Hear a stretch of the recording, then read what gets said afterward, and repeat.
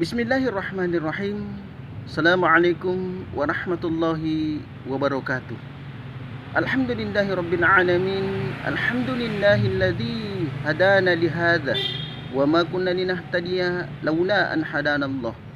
Qala Allah ta'ala fi kitabil azim. A'udzu billahi minasyaitonir rajim. Bismillahirrahmanirrahim. Dzalikal kitabu la raiba fihi hudan lil muttaqin. Wa qala Rasulullah sallallahu alaihi wasallam khairukum wa khairun nas man ta'allama al-Quran wa 'allamah. Shadaqallahul aliyyil azim. Saudaraku yang dicintai oleh Allah, dalam satu hadis Rasulullah sallallahu alaihi wasallam menyampaikan kepada kita, beliau bersabda, al-mahiru bil Quran ma'as safaratil kiramil bararah. Siapa yang kata Rasul pandai membaca Al-Quran di dunia ini, maka kelak pada hari kiamat nanti dia akan dimasukkan ke dalam surganya Allah yang penuh dengan kemuliaan bersama dengan para malaikat-malaikat Allah. Maksudnya nehat disika punda cara deki ambaca Al-Quran anerilinawa sallan rial doriboko punda mateki dipantama ki ri surgana kareng Allah Subhanahu wa taala ni pak gabung ki siagam malaikat-malaikatna. Alladzina yaqra'ul Qur'ana yatata'atahu fihi wa huwa 'alai syakkul lahu ajrani.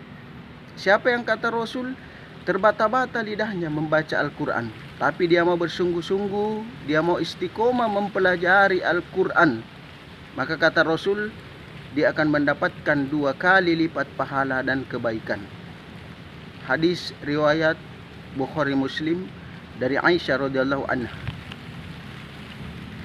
Al-Quran ini adalah khairul huda dalam kehidupan kita, petunjuk yang paling terbaik, yang dimana ketika kita sanggup menjalankan petunjuk-petunjuk dari Allah Subhanahu wa ta'ala di dalam Al-Quran, maka insya Allah kehidupan dunia kita sampai kehidupan akhirat kita akan damai dan bahagia.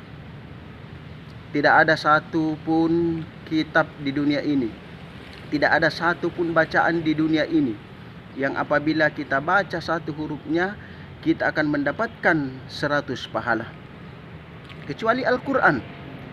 Seperti mana yang disampaikan oleh Rasulullah sallallahu alaihi wasallam, barang siapa yang membaca satu huruf Al-Quran, maka dia akan mendapat 10 kebaikan. Satu kebaikan bernilai 10 pahala.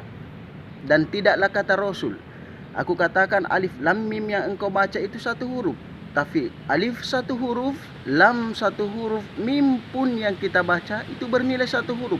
Jadi baru saja alif lam mim yang kita baca di dalam Al-Quran, kita sudah mendapatkan 300 pahala.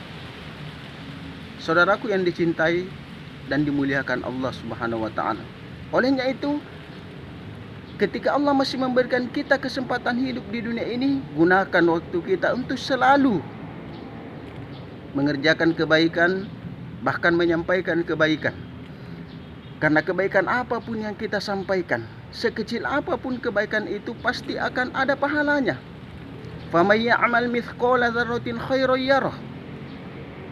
Siapa yang berbuat kebaikan, menyampaikan kebaikan meskipun sebesar sebiji pasir, maka Allah akan memberikan pahalanya. Dan kata Rasul, semua penduduk langit Allah Subhanahu wa ta'ala beserta para malaikatnya, termasuk semut-semut yang ada di dalam sarangnya, ikan-ikan yang berada di dasar laut, itu semua mendoakan bagi orang-orang yang senantiasa menyampaikan kebaikan kepada orang lain. Saudaraku yang dicintai dan dimuliakan Allah, dan alangkah mulianya ketika Al-Quran ini kita senang pelajari, kita senang baca, kitalah orang-orang yang akan termasuk orang yang senantiasa dirindukan oleh surganya Allah. Seperti mana yang disampaikan oleh Rasul, al-jannatu mustaqotun ila arba'ati nafar.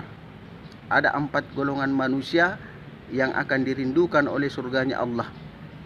Salah satu dari 4 golongan ini adalah ta'lil Quran, orang-orang yang senantiasa gemar membaca dan mempelajari Al-Quran.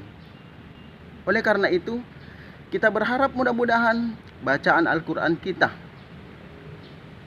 yang kita amalkan, yang kita sampaikan kepada orang lain, kita mendapatkan kemuliaan pahala dari Allah Subhanahu wa taala, ridhonya Allah. Dan mudah-mudahan dengan bacaan Al-Quran kita yang kita jaga, kita termasuk orang-orang yang akan dirindukan oleh surganya Allah Azza wa Jalla. Saya kira ini saudaraku yang dimuliakan Allah, penyampaian kebaikan singkat, mudah-mudahan ada manfaat dan berkahnya. Aqulu qouli hadza fastaghfirullah li wa lakum nun wal qalami wa masturun. Assalamualaikum warahmatullahi wabarakatuh.